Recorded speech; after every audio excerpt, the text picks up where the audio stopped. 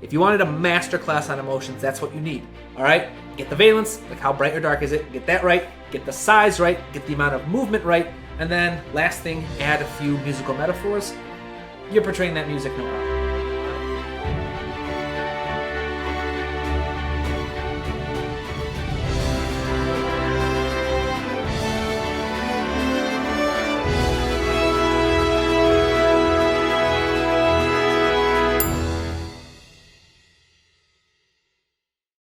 Hey guys, so welcome to something new. This is the first episode of a podcast that we are tentatively calling Sitting at the Table. This is my longtime friend and roommate, Antonio.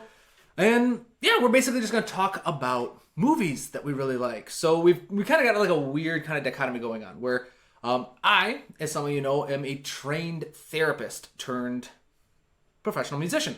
Antonio is a trained musician turned professional therapist. So we both love film scores, we both love movies, and we thought we would just kind of take a time to kind of talk about our favorite scores. So recently, we watched Harry Potter, Prisoner of Azkaban. Awesome movie. Really cool kind of episode for the series. A really cool movie in the series. And while we were watching it, we were both taking notes, and we just decided we'd talk about our favorite scenes, our favorite cues, and just what we think that aspiring film composers can learn about scoring films and capturing emotions with their music. So, awesome. Anything to say? No, I think that this has just been like a really cool... It's been something that Steven and I have been talking about for actually years, if you'd believe it. Right. Not this particular podcast, but like doing a podcast of some kind. We're very creative people. We wouldn't be millennials if we didn't talk about having a podcast. That's right. Awesome. So let's kind of dive in. All right, so first... do you want to go first or should I go first? I'll let you go first, because I think your scene actually starts before mine does. So awesome, yes. So the first scene that I really enjoy, and I think is important to pay attention to, is the scene with Aunt Marge blowing up into a balloon. So let's actually watch the first 30 seconds of the scene together, and then I can talk about what I think young film composers can learn from this scene. All right, so we got our super high-tech earbuds right now, but let's watch.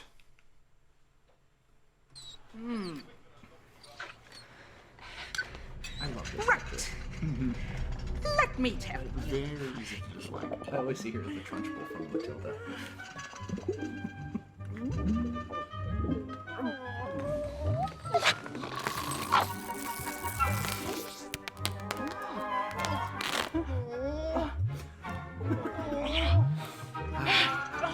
Rest in peace.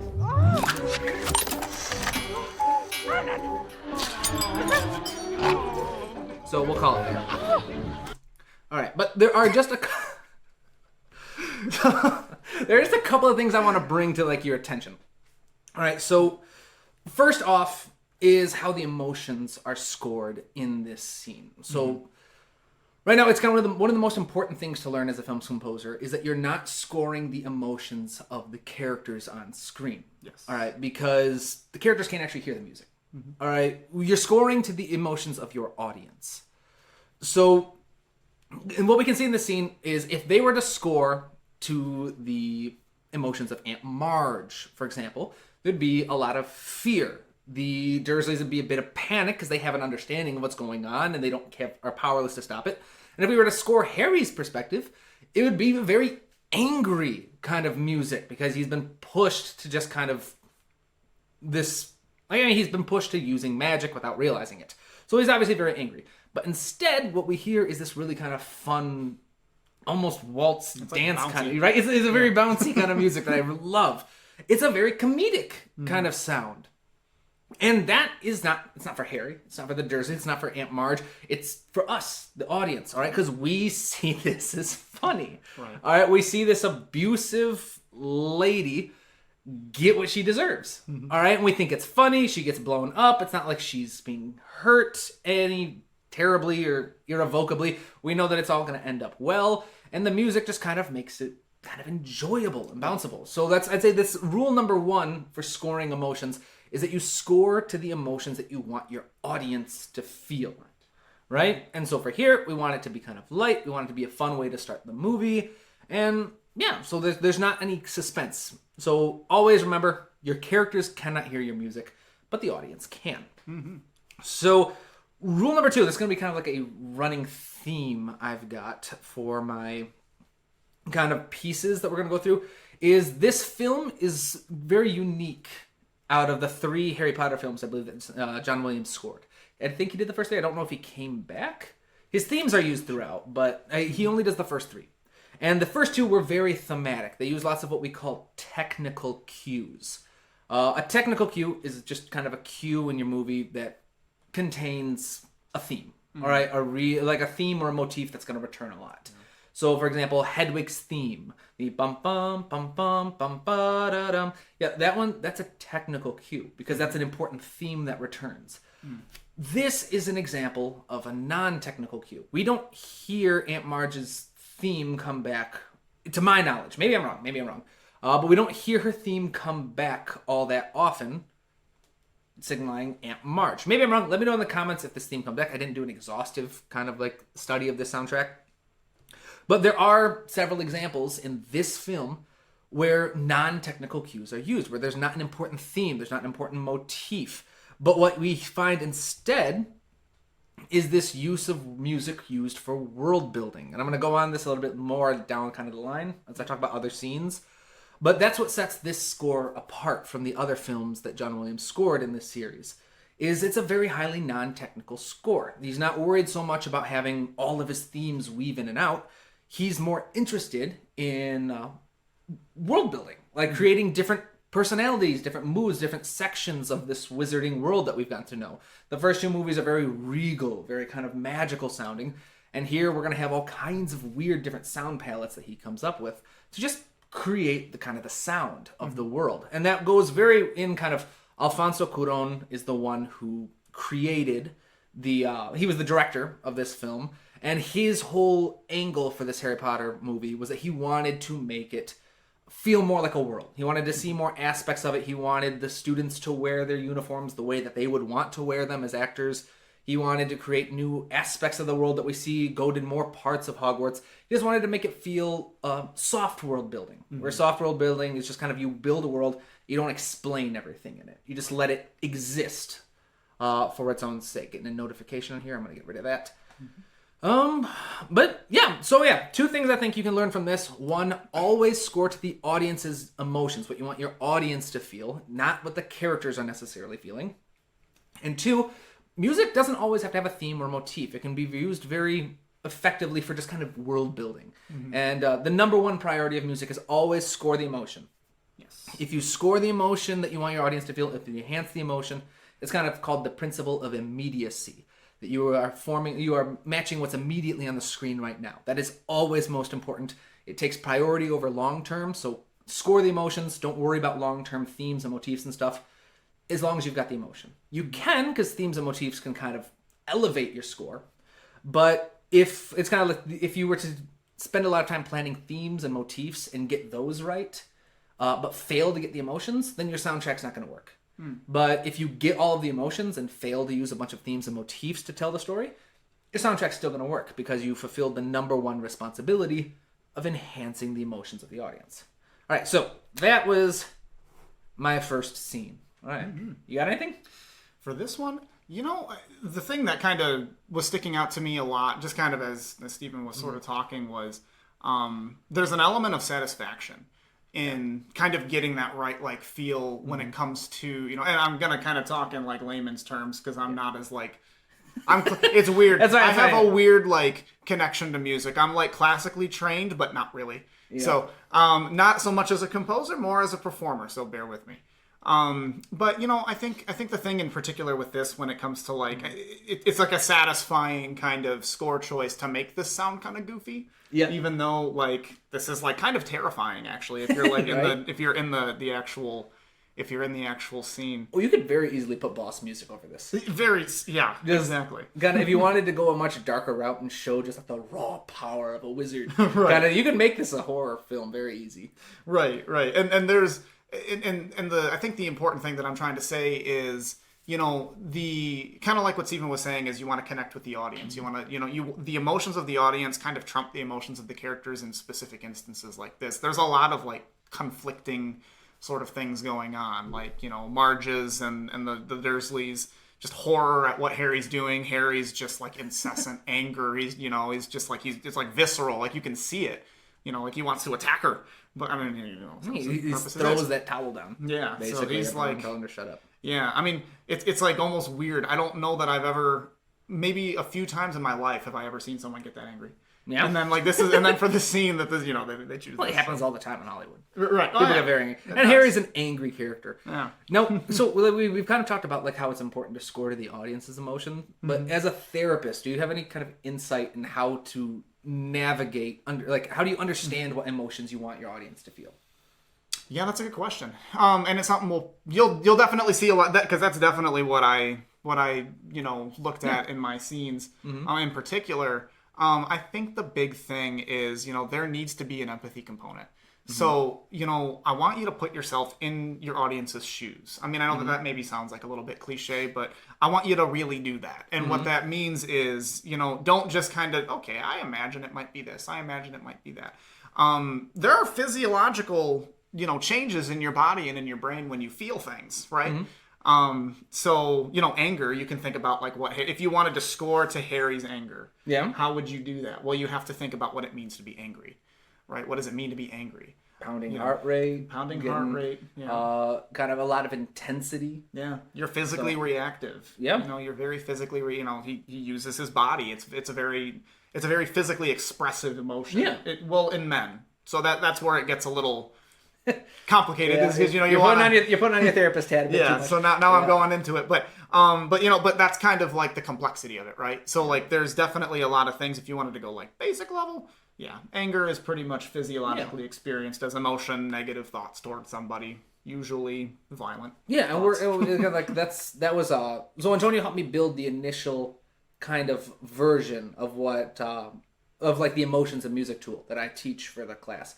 It's come a long way since we first started, but that was always a big part of it. Is we were always like the secret to portray any emotion with music is to learn how to describe the emotion. All right, the common example I use is if sadness is kind of like a lower energy, darker emotion, the best way to portray that with your music is lower energy, darker harmonies kind of thing, darker colors and stuff. So like you're talking about like having an empathy, about like understanding what your audience would feel in this scene. So you're kind of talking about like watch the theme, what would your audience genuinely be feeling, and just enhance that. And here we kind of feel a little bit of a vindication. All right, so we watch her, especially if you're like someone who read the book. We know how abusive and terrible Marge is. She is abusing Harry. He's talking bad about his mom, his dad. Saying all terrible things in front of him. Like she is advocating for him to get beaten by his teachers because that'll straighten him out. She's saying he should be thrown in an orphanage. Which is, and even going back and watching this, it was like hilarious to me just how cartoonishly evil these people were. Right? I don't remember it being that bad. Right? I mean, I remember it being like bad. It wasn't like he didn't have a good time. No. In the book, she specifically says Patronus, like, I don't like how happy he was when he says he gets beaten at school with a cane. I would write to them and say, you approve of extreme force for this one. She's saying terrible things. So evil. And so we see how evil she is, and then we see her blow up like a balloon. Right? All right, so it's vindication. So we as an audience member wouldn't be angry like Harry.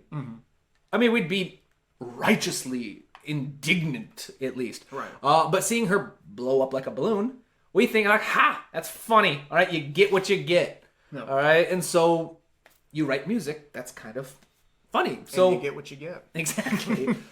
So like, I really like that. So the idea is not to try and force an emotion on the audience, but to spend some time in thinking, all right, as an audience member, what emotion are they going to naturally feel? If you can have that empathy of understanding what your audience is going to feel, then it's a simple matter of just kind of enhancing that emotion with your music. We're going to see a lot of really cool examples of that, but I really like that.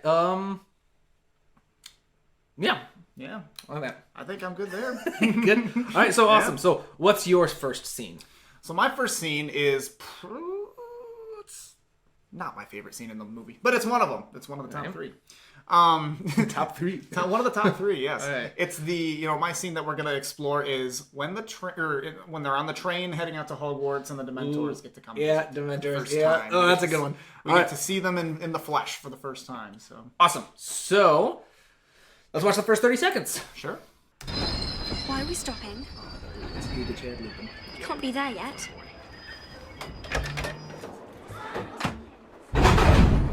What's going on? Dunno. I know, Maybe we've right? broken down. Ouch, Ron, that was my foot. There's something moving out there.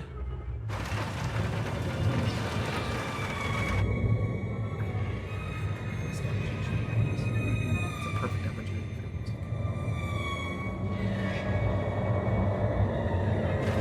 Nothing. Someone's coming. Oh.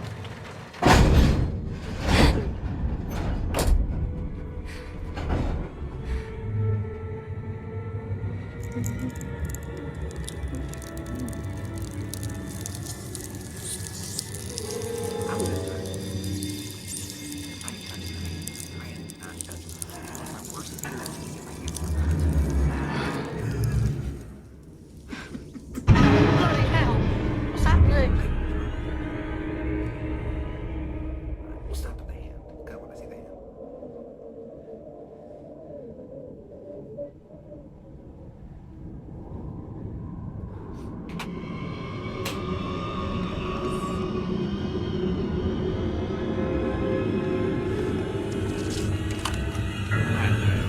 Cool. I love the Dementors in this movie. Me too. Very well done. I remember when we were kids reading the books.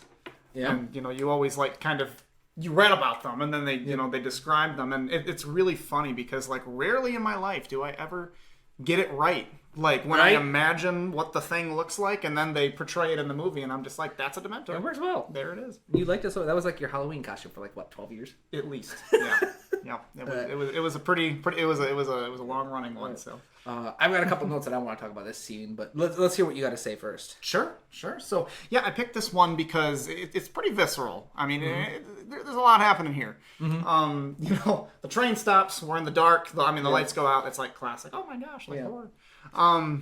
Musically, what's really happening that I noticed really, really well in the beginning is that the sounds of the environment actually blended with the score very, very yeah, nicely. it's a very kind of soundscapey score. There's no melody. Yeah, exactly. Yeah, and kind of on that note, the absence of rhythm.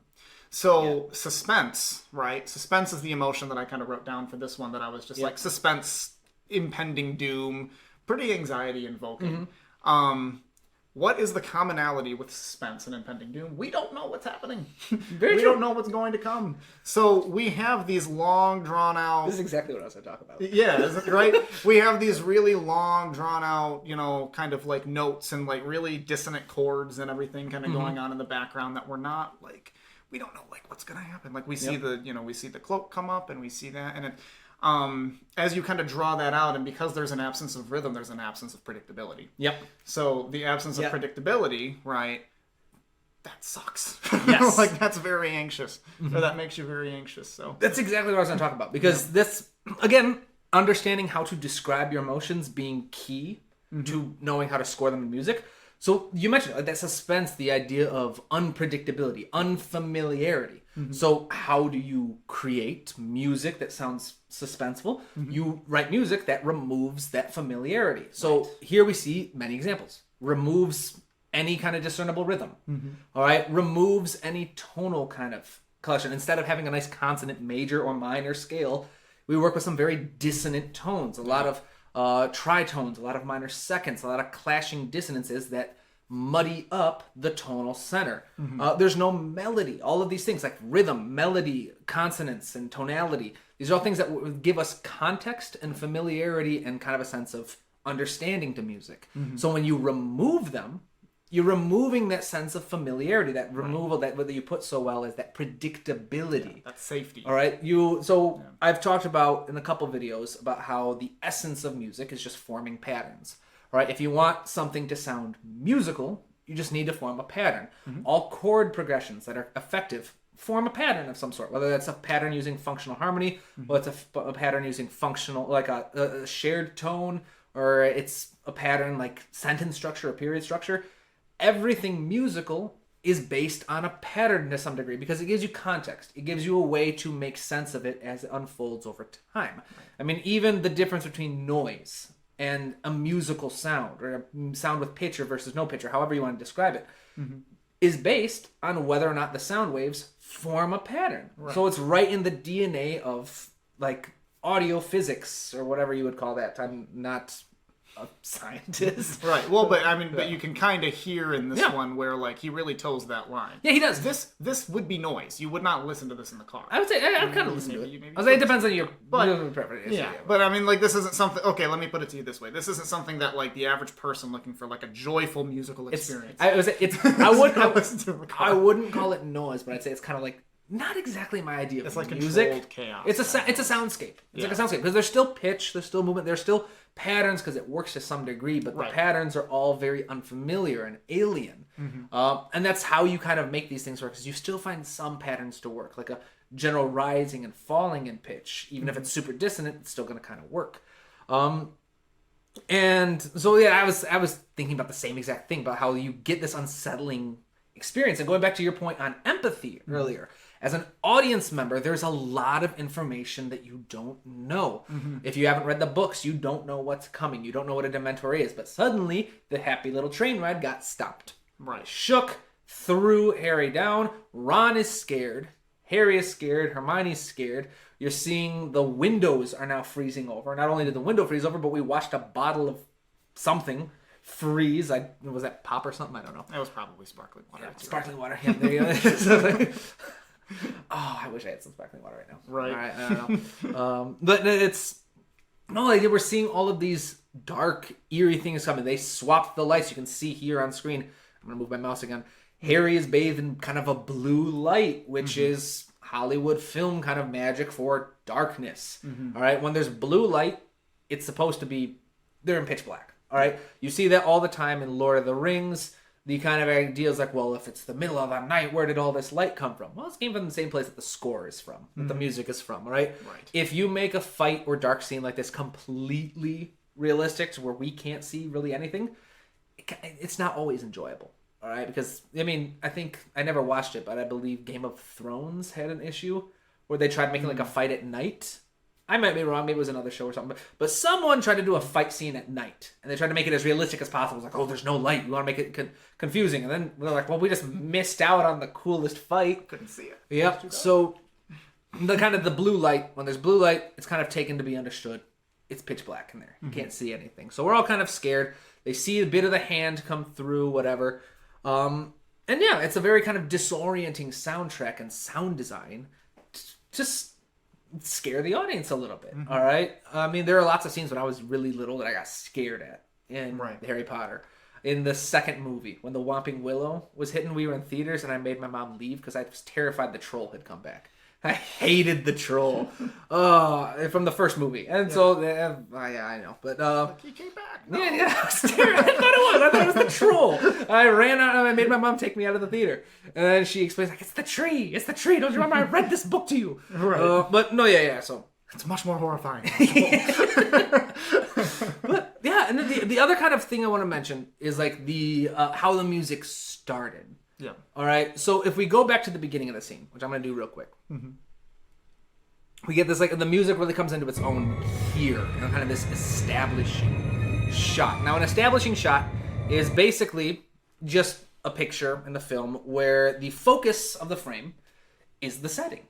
All right. The camera wants you to get information about where the characters are. Yeah. They want to know what part of the world they're in and stuff. So an establishing shot in films is a beautiful opportunity for the music to take center stage. And so that's how we see, like, John Williams very masterfully brings the music in and lets it enter on an establishing shot where there's not a lot of kind of dialogue. There's not a lot of kind of things to compete with the music, not a lot of sound effects. And so there are actually kind of like 4 types of scenes where the music can really come into its own, really big like this. So there's the main titles. The main titles are always super important. That's where you establish the style of your music and the overall tone of the film. So this movie opens up with a big kind of thing of Hedwig's theme as Harry's practicing magic, even though he's not allowed to do that. I don't know why they added that to this movie. Yeah, so they're kind of practicing music, and so we have a big kind of bum bum bum bum bum ba da dum, the huge kind of thing going on as the Warner Brothers signal comes in, the shield emblem or whatever they've got comes in. So main title's super important. It's an opportunity to establish the sound of your film. Second one is going to be key emotional beats. All right, so key emotional beats, that's basically the story arc and the character arc. So in any good film, the character starts one way, and by the end of the film, they've changed in some way, shape, or form. Now, the key moments throughout a film where the character is invited to change, or they take steps towards that change, those are the key character beats. All right, so those are scenes where it's very important, and the music can play a big role and kind of take a little bit of center stage for a little bit and come into its own. So that's where important themes can be used. Then the other two are establishing shots like this. Not a lot of dialogue. You're getting information about the world, and so the music can start to play a bigger part as it gives you more information.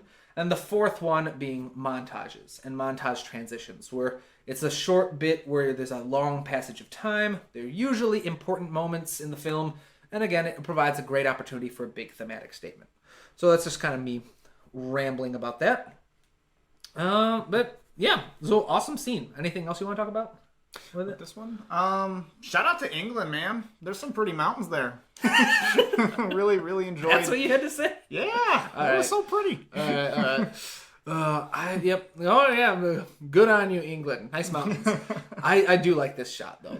It really is cool. It's like, I like the bridge isolates them. It makes it even freakier when Ron says there's people moving out there. But you're on a bridge. How could they be moving? All that stuff. Yeah, this one. I always got such a weird vibe from this movie out of the other two. Or the first two, I should say. Yeah. This movie changes vibes very dramatically. All right. So again, different director instead of Chris Columbus. We've got Alfonso Cuarón, I think it was. I might be pronouncing those names wrong. I'm sorry if I am. But in the first two, it was very much like a clean, magical wonder. It emphasized like the wonder of this world. The third movie tries to make it more like mundane. The characters have been there for a couple of years. They're used to the magic. They're used to the wonder. So he wants to show you a lot of it. And a lot of the movie is much, much darker. All right? Yes. And much different. Which brings me to my next scene. It's actually a collection of scenes. But I'm going to bring up a couple of them. We're going to look at a couple moments from the night bus. We're going to look at the Bogart scene. And then, what was my other one? Night bus and Bogart scene. All right, and then these coupled with Aunt Marge are going to be a couple things that I want to talk about. So let's find them real quick. Yep. All right, so scene number one, just a couple seconds of the night bus. We're not going to watch it as long as the others. Take her away, Ian. Yeah, take it away, Ernie. It's going to be a bumpy ride. Get back to Johnny.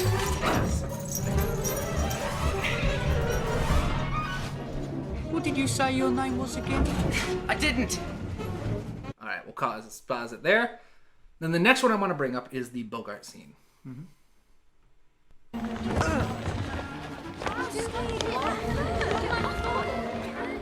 Form a line. I want everyone to picture the thing they fear the very most and turn it into something funny. Next. Ron. Concentrate. Face your fear. Be brave.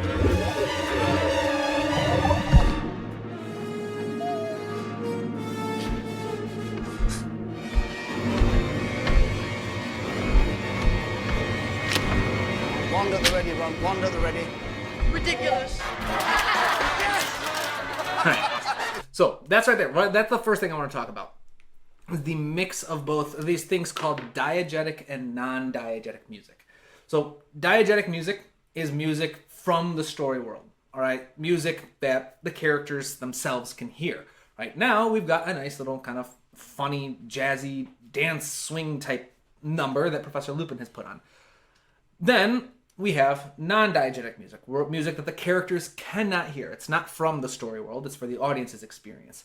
And so we phase back and forth, again, playing to the emotions of the characters, of the audience. We want them to be a little scared, a little tense of the giant Black Widow spider.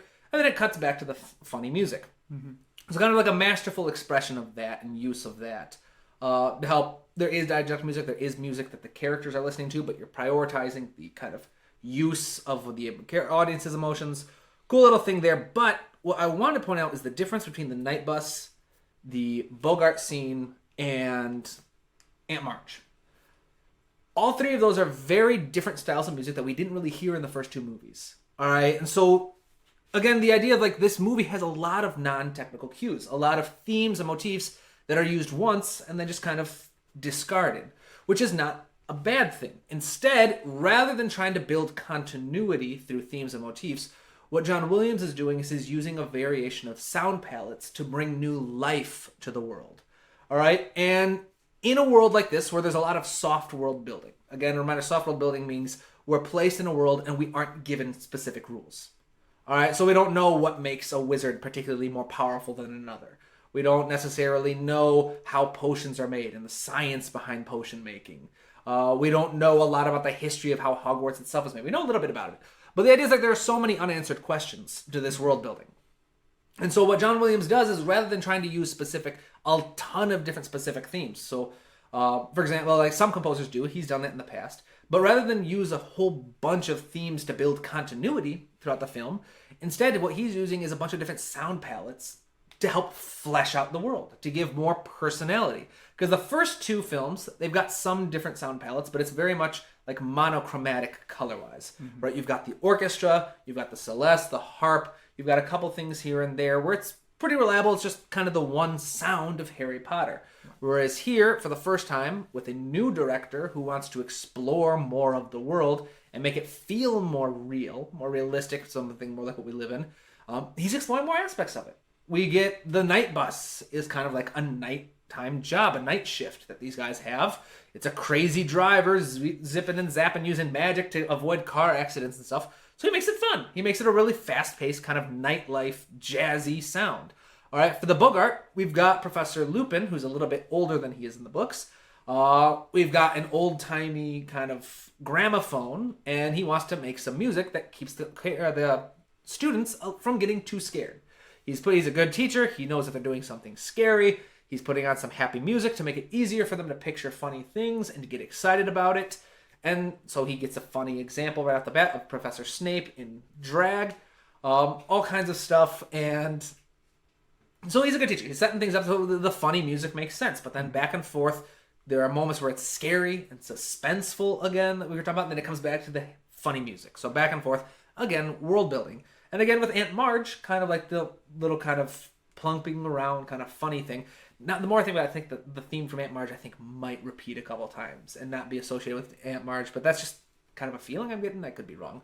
But my main thing here is that using themes and motifs is not the only strategy you can use in music. Not everybody has to be a Howard Shore who uses 96 themes and motifs to score the entire extended trilogy of Lord of the Rings. Right? You don't have to have that deep of a thought. John Williams does that from time to time. He has films where he does very distinct themes, but a lot of what John Williams does is more of this, kind of like a mix, where he has 2, maybe 3 or 4 important themes. Maybe it's key characters, like a Voldemort theme or a Harry's Magical World theme. A couple of them that build continuity and kind of flesh out the world, the story arc. The themes trace the story arc, essentially. All the key beats are unified through a theme, but everything else can be non-technical. Music that doesn't have an important theme. So if it doesn't track a key important moment in a character or a character arc or story arc, you can use that music to just flesh out the world. Give it a new style, give a new personality to this class, give a new personality to this section of the wizarding world that's not like the working class wizarding world kind of thing. All kinds of cool things. So my main takeaway from like these collections of 3 scenes I've shown is the idea that your music does not always have to have a theme. You don't always have to have a motif. If you want to, good for you. But it could be moments where you're just like, you know what? I want to hit the emotions. That's key. Always hit the appropriate emotions. That's what makes a successful soundtrack or not.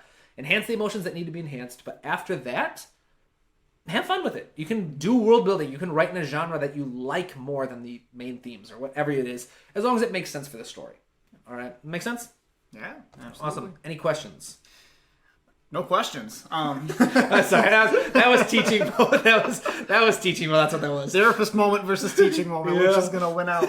No, I think I will take a therapist moment here actually, let me hear it. and discuss the idea of tension and release. Right. So there is. This is not like an uncommon thing. Yep. In any aspect in life. Okay. I don't think. I think that everybody to some degree has like an understanding of like things happen, they can create tension, and then there's a resolution to that tension, right? This is not an uncommon theme in music as well, right? Mm-hmm. Any type of, any classical piece of music, anything you can think of has some version of this. Yeah. Or a lack thereof, because there's an expectation of it. We won't go there. But there's always a catch. There's always a catch, but rules are not to be broken. Mm-hmm. But in this particular case, I wanted to kind of bring light on, particularly in this scene with Professor Lupin, how like this is actually trauma therapy. Is it? Genuinely, yeah. And I'm gonna say it this way so that it kind of makes sense for for music compositions. But in trauma, when we experience something, there's an initial like reaction. Like we don't want to go and experience. So like Ron with the spider, he's terrified of spiders. I'm not going to analyze them and get into it, but I don't know if you've seen. There's a reason. It's in the book. Yeah, it's in the book. He was a kid, and he I think he was in the book. It says he was like a little kid, accidentally broke his brother George's, probably Fred. Fred is the more kind of malicious of the two. Mm-hmm. Not malicious, but he's the more aggressive of the two, I should say. So he breaks Fred's toy broomstick. And then Fred accidentally, as a young kid who can't control his magic, transforms the teddy bear Ron is holding into a giant spider. Oh. And so that's why he's terrified. So it probably is a little bit of trauma. That's exactly what it is. Yeah. And kind of the way that I'll draw it full circle is, rescripting something and turning it into something else can actually be very, very satisfying. Oh. So that's what's happening here, where Ron is... I think it's... my opinion, slightly lame rescripting. With the roller skates, I think the Snape example is a better one. I think it's just goofy. Yeah. They're being goofy. Goofiness... You'd never tell a client that's a lame rescript. Right, yeah, I wouldn't actually say that, right, to someone who's healing it. Right, you think it and you don't say it. But in this particular case, I think it's really fascinating that, they went through this, and the music reflects it, right? So, it's black and white in terms of, it changes from one to the other, very dramatically. Now, that is something that you can absolutely do, and because it's like I said, it's relatable. We all have experiences where, we experience something that's like, I don't really like that. That's going to create problems later on. And then when you can finally look at it and be and see it from a different lens, right? So a real fun one that you guys might be able to try is if you're thinking of something like this and thinking of, I'm going to tell them the cartoon character one, is thinking of something like this and thinking of, something that might be, terrifying to you. Or if you're thinking in terms of your audience, maybe your audience would be terrified. If you want to create this push-pull, think about whatever that terrifying entity is talking in the goofiest cartoon voice that you can think of. Yeah. Because and what it does, what you notice, is it starts to make that scary spider look a little bit ridiculous, which is, it's simple tricks, circle. Simple little things. Of course, that's not going to work for everybody. Right. But there's a name to this type of therapy, isn't there? The rescripting. It's just general trauma therapy. General trauma therapy. It's a sentiment. It's a sentiment through different types of modalities. Yeah, just kind of There has to be an instance where you're exposed to the thing that you don't like, and then you have to rescript it and reframe. I think it sounds a little like CBT therapy, or I guess CBT is kind of behavioral therapy. Yeah. But no, that is kind of fun, kind of rescripting and a little fun. Mm-hmm. I could go down the rabbit hole here. There's a beautiful rabbit hole waiting for us to go down. I really want to, but because of course, I did 6 years of grad school. Mm-hmm. All right, or not 6 years of grad school. I did 6 years of school. 4 years psych major, music minor. He's got more psych experience than me. I do, yes. Because again, it was the musician turned therapist and therapist turned musician. Because I did 4 years of psych, research all 4 years. I specialized in personality psych. As an undergrad, because I also did a bit of psych and music, as an undergrad, I got a job teaching a class on psych and music, which was really cool. I did that for 2 semesters. Then as a graduate student, master's in social work, again, specialized in therapy and health. And then At that point, I was kind of going through my midlife crisis, my current midlife crisis, where I was realizing I don't want to do this. I just want to be a musician. Those were fun years. So I kind of panicked, swapped like half my credits in my master's degree were actually with the School of Music. That was the beautiful thing about the social work program. Like learning to be a therapist, they encouraged interdisciplinary study. So like half your credits could be taken in another school. Now traditionally, I was told very traditionally, because this is technically a loophole, I'm supposed to use those credits for the School of Public Health or the School of Sociology or the Psych Department. It was very unusual for a social work student to want to take classes with the School of Music, let alone half of their credits. Right. I think to this day, I think I am the only student at the University of Michigan to have not done marching band as an undergrad and then auditioned as a grad student and made it. I mean, there have been grad students who were part of the marching band beforehand, but I was the first one, and to my knowledge, the only one who had not done it as an undergrad and then did it as a grad student. Because every other grad student had done it as an undergrad and just continued. Yeah. But that's, I'm sidetracking. All of that story was just to say that I wouldn't have done 6 years of my life dedicated to psych and therapy if I wasn't passionate about it to some degree. I just found out it's not what I wanted to do. Mm-hmm. All right. And so I found out I was good at like the book smarts part of it. I wasn't good at the therapy part of it. I mean, I'm sure I'd be amazing at it. But the idea was I couldn't walk away at the end of the day. Every story I heard, every person I worked with, it got to my head. And I couldn't walk away from it. I couldn't. And so I just realized, like, this job's going to kill me. I can't do this. I carry everything with me. So I wanted out, and yeah, that was an unnecessarily long tangent to say that I love psychology. I love therapy, and I love talking about like the therapy modalities and stuff. I love the theory of it. I don't like listening to people's problems. Don't like the actual application. No, I don't like the application. I love the application. I love helping people. If I could help people without having to listen to them. You like the idea of it. I like the idea of the profession, all right? But I just couldn't do it. We do this a lot. We do. Yeah. This is... yeah.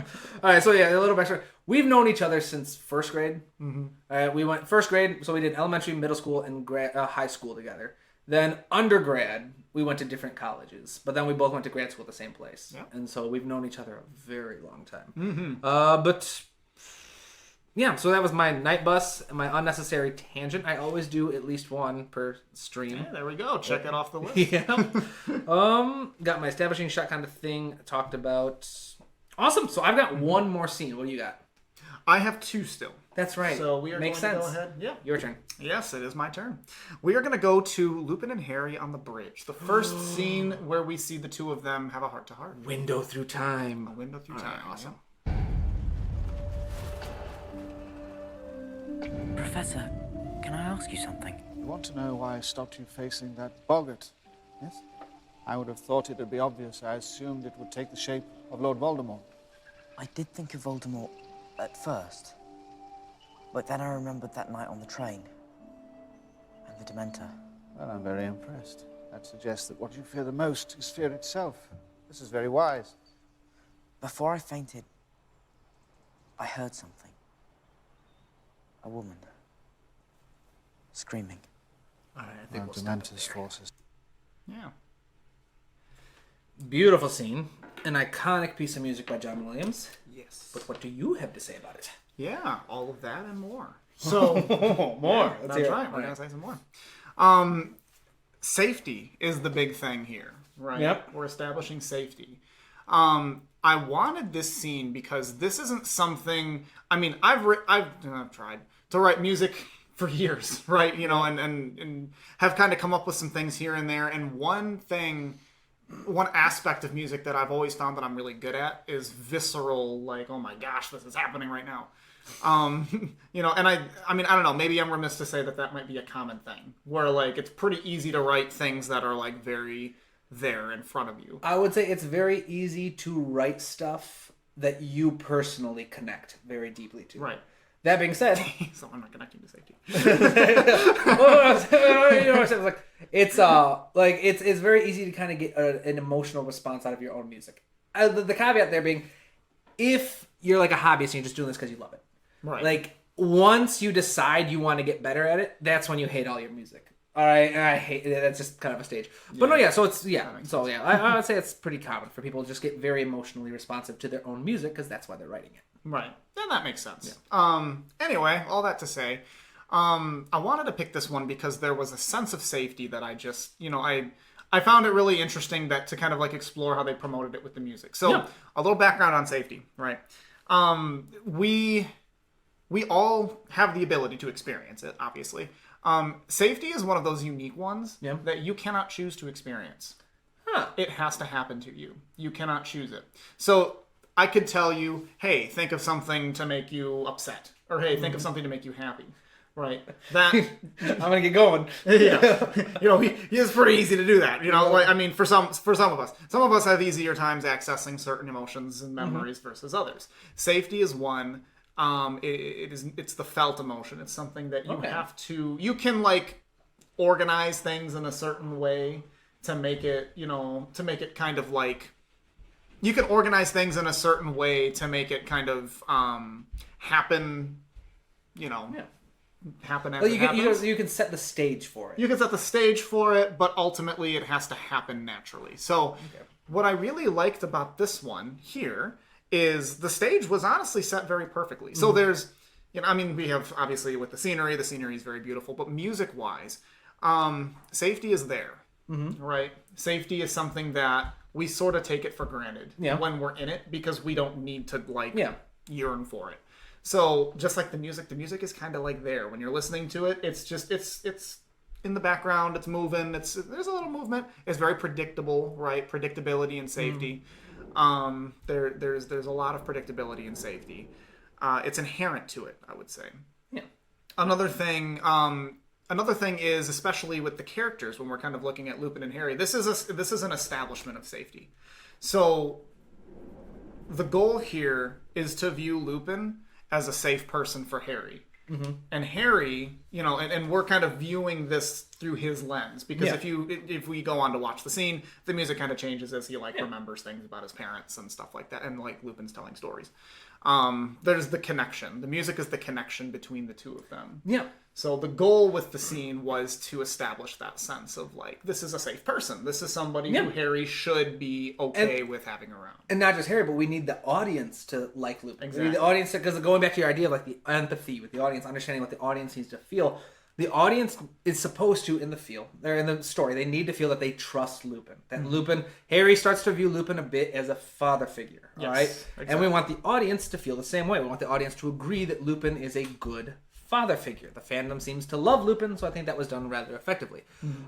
But like you said, a lot of the ways we do this, like Harry just had a very big disappointment. His last hope, Professor McGonagall saying that he could go to Hogsmeade. She said, sorry, but she can't do it. It would be inappropriate, right? So Harry just had a big disappointment where he had to watch his friends leave without him on a fun field trip to the village. The first one, he never got to go to the first trip with them, never got to experience it for the first time with them. And the reason why is because his abusive aunt and uncle did not sign it. This is a reaction of the abuse. So we already know that it's a pretty big emotional space for Harry. Now what happens next is immediately after that, we see him in kind of a secluded area, an enclosed area, talking with Lupin. They're not talking about Hogsmeade, but he's looking for some kind of affirmation. All right, and he gets that from Harry. Lupin is talking about, you're very wise to fear itself over Voldemort. Right. And so kind of the way the music helps with this is kind of going back to that point I made earlier, that it's crucial for you to understand how to describe your emotion. If you can describe your emotion, then you can write music that fits that description and capture that emotion. So energy-wise, safety is a very low energy emotion. All right? It's not an intense emotion, right? It's something that you experience, but it's not something that overwhelms you. Like, you're not going to be like jumping off the walls because you feel so safe kind of thing. Right. I mean, I won't go down that rabbit hole. The argument could be made that a kid jumps around the walls because they feel safe, and they don't. Okay, that's another tangent. Yep. So the idea that like safety isn't the same as expression. True. Yes. Expression happens because of safety. Safety is baseline. See, this. Thank you. Yeah. This is why you're here. Earned my keep with that. You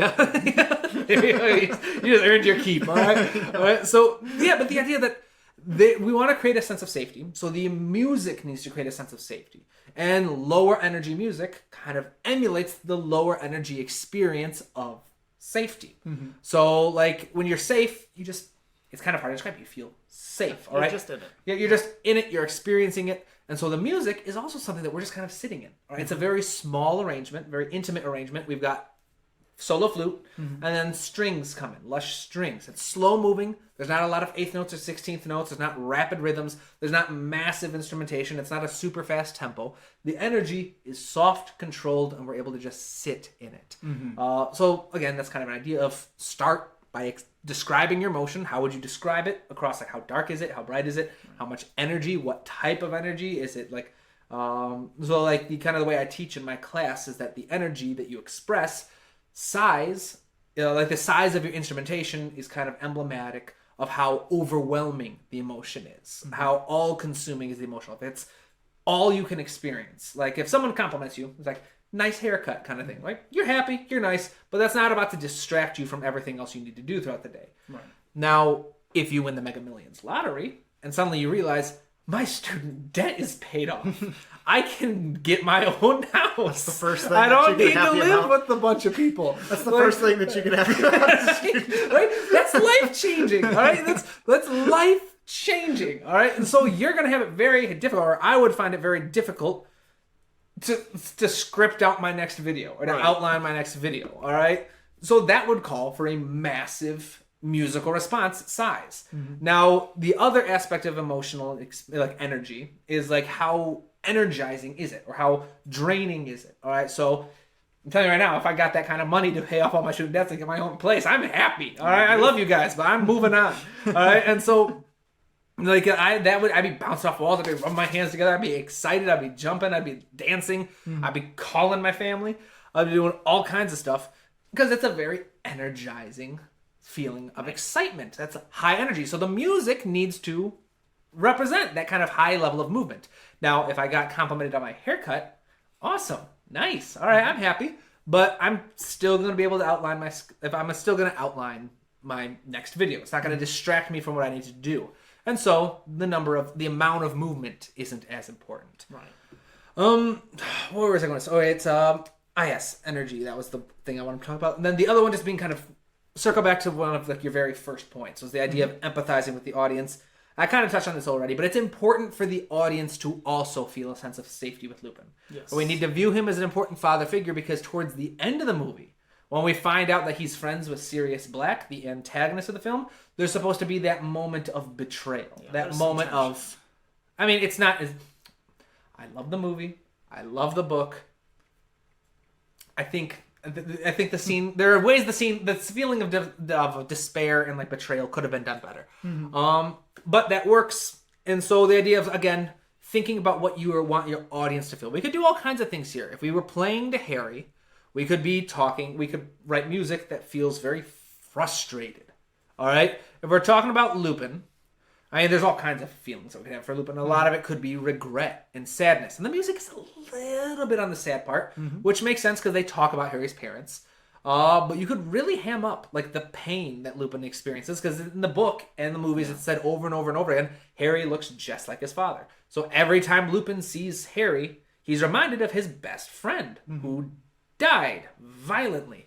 So there's all kinds of things you could do, but for the audience, it's important to build this sense of safety with Lupin, to express that feeling. So again, that empathy of what do you need your audience to feel in this emotion, that is going to reveal what the music needs to do. Awesome. Anything else? No, I think that's all I have for that one. Just, another shout out to England, man. Beautiful. Scotland. Oh, this is Scotland. Hogwarts is in Scotland. Well, I won't get political. But yeah, no, beautiful. Either way. Beautiful, yes, beautiful. Let's see here. All right, speaking of beautiful, my last scene. I have to do it. I don't even have a lot to say about this scene. One of my all-time favorite pieces John Williams ever wrote, Buckbeak's Flight. All right, let's watch it. Very fun one. Come on. Hey! Over here. Just Hagrid. wait the wing joint. Don't pull out any of his feathers, because he won't thank you for that.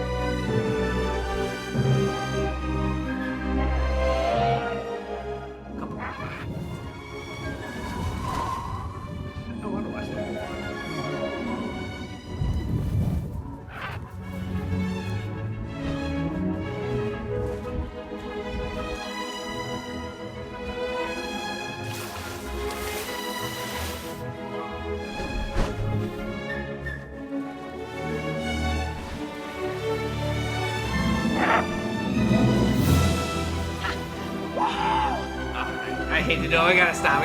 That was too long. All right.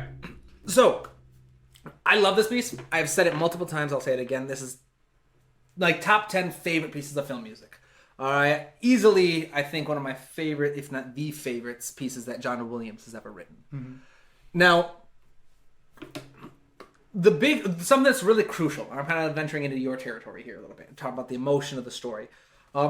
But the reason why this music is so crucial is this is like one of the only scenes in the entire film that we see an expression of pure joy and elation. Mm-hmm. This is a very dark film, especially compared to the first two. All right, we open up with Aunt Marge. We go to the night bus where they've got the shrunken head. He's funny, but it's darker setting. The leaky cauldron is made much more dark. Tom, the barman, now looks like Igor, and Uncle Fester had a baby. Yeah. It looks like I'm sorry. No. Sometimes you gotta laugh at your own. I gotta laugh at my own joke. Uncle Fester and Igor had a baby. Someone's gotta laugh, right? Someone's got to. All right, so yeah, but you got like Hogwarts is darker. You've got the Bogart. There's a lot of tension, a lot of fear in this movie. It's much, much darker than the others. And so this is one of the first times that we see Harry. Like Sirius Black is hunting after Harry. This is the first time we get to see him just kind of enjoy life in the film.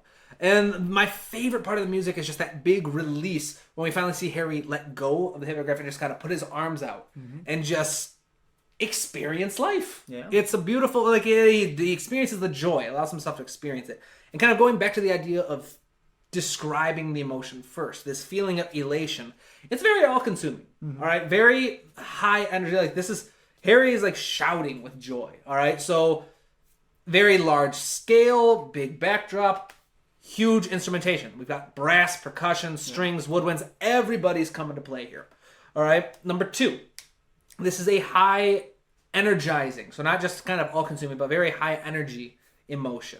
So Harry is excited. He's screaming with joy. He's shouting. So lots of movement. You've got rhythmic chords, fast-moving kind of ear candy in the woodwinds.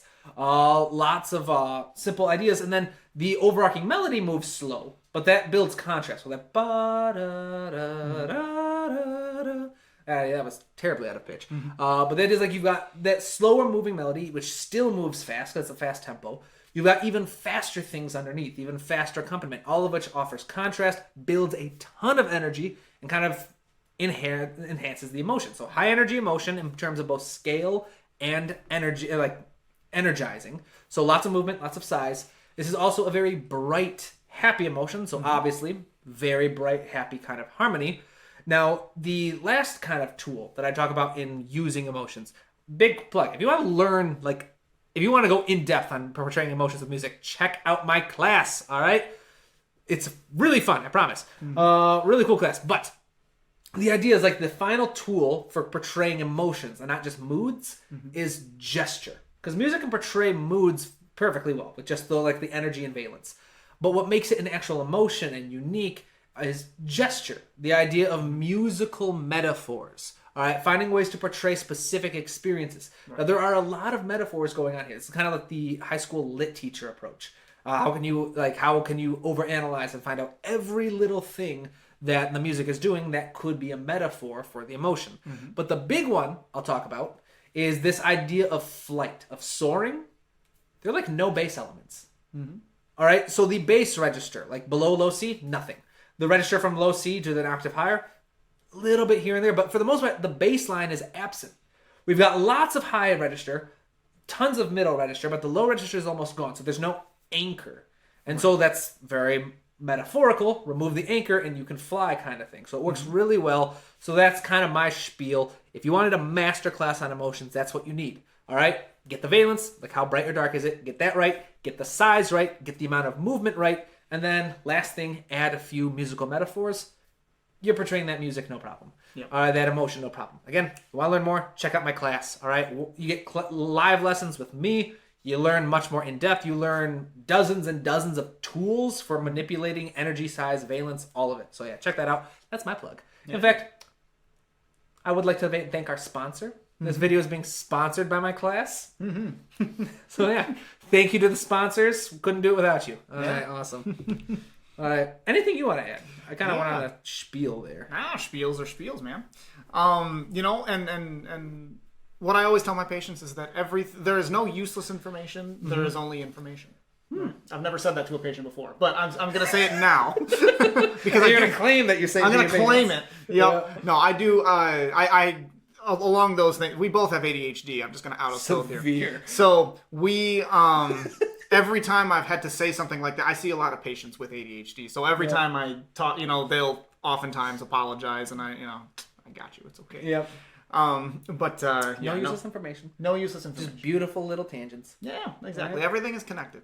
And what I'm going to kind of use that to segue into here, connections, is no, it's not related at all. Actually, I'm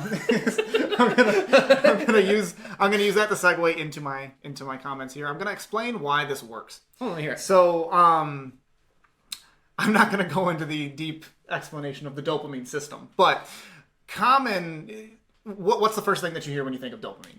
You hear joy. You hear like, oh my gosh, like you did it. That's the thing. Not true. It's not that. Mm-hmm. It's the anticipation leading to that. Huh. That is why you feel the release of that, like really intense, like joy, right? So the reason that Harry had such an intense experience while being able to kind of just let loose and enjoy is because there was a lot of tension leading up to the anticipation of it. So, and the music built that, right? So in kind of what Stephen was sort of explaining, using all of the contrast and using the building of, like the tempo didn't really change, but like the amount of movement, the layers, the texture. Yeah, it all got like it. If I go like this, you all know what I'm talking about. Like it did this. Yep. Until finally there was just one of these. Right? There's just one of these. Yeah. No, there's a release. There is. And it's that moment where Harry like spreads his arms. The bum, it's like marked with a cymbal crash. Mm-hmm. Big, large statement of the melody. Right. And I love that. I have the idea that the release is made possible because of the anticipation. Now, and I think you're right. If you were to cut out that first half and just start right with the release, like no music and just boom, ready plays. Right. Maybe there'd be something because there's still the visuals lead up in the film. Right. But it's gonna pale in comparison. And that's the nice thing about being a film composer is you have the visuals to go off of. Mm-hmm. So because the next point would be that there is no way. There are a lot of ways that you can over and underdo anticipation in music. So I'm not, some composers are really, really skilled at this and some, maybe not so much. But, there can be too much anticipation. I mean, it's just like anything in like real life. Like what, how hard are you going to work for the piece of candy kind of thing? Like you're not marginal value. The marginal value is there. Yeah. And it really is present in this scene as well. Again, it's nice being a film composer because you have like a specific amount of screen time that you need to score for. And then they can like, they can make it fit in with all of the editing magic. Yeah, going back to your earlier comment about like rules are meant to be broken, sometimes having all build up and no payoff works out. For example, Hans Zimmer's famous score for the Joker. Mm-hmm.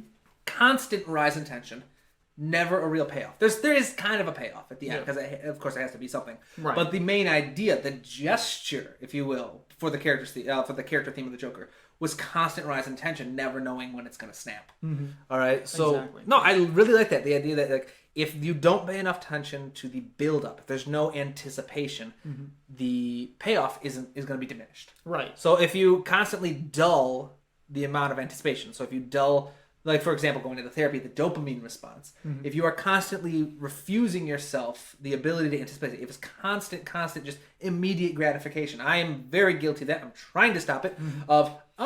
It's going to take 2 minutes for this to render.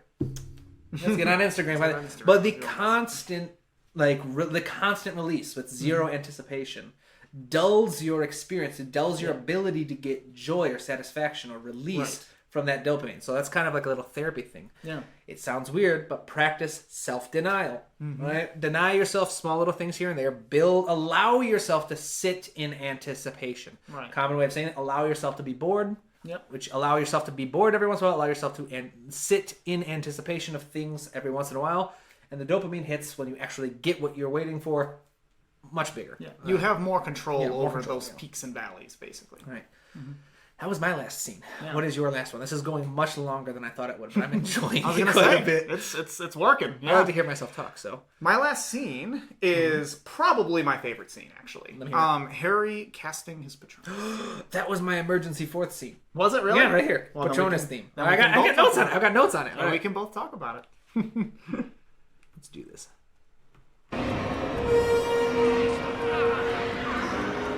Any minute now. Right there. You'll see. Harry, listen to me. No one's coming. Don't worry, he will. He will come. You're dying. Both of you. Harry! Expecto Patronum!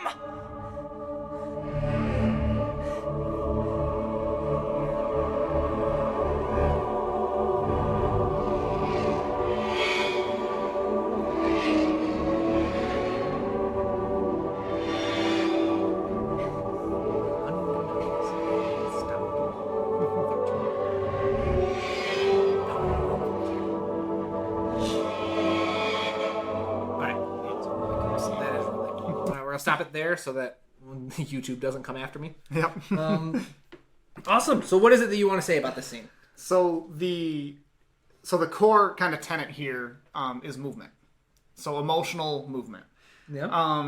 And triumph, essentially. So there's that movement from his kind of like anticipation. So a little bit kind of like what we were talking about before. Like there's an anticipation here. He's waiting for his dad to show up because he thinks his dad's going to show up. Yeah. Time is so weird. But so he ends up, he ends up deciding to just make the call himself and to go and use his, to go use Expecto Patronum, save his past self as well as Sirius Black from the Dementors. I like this one because it opens up.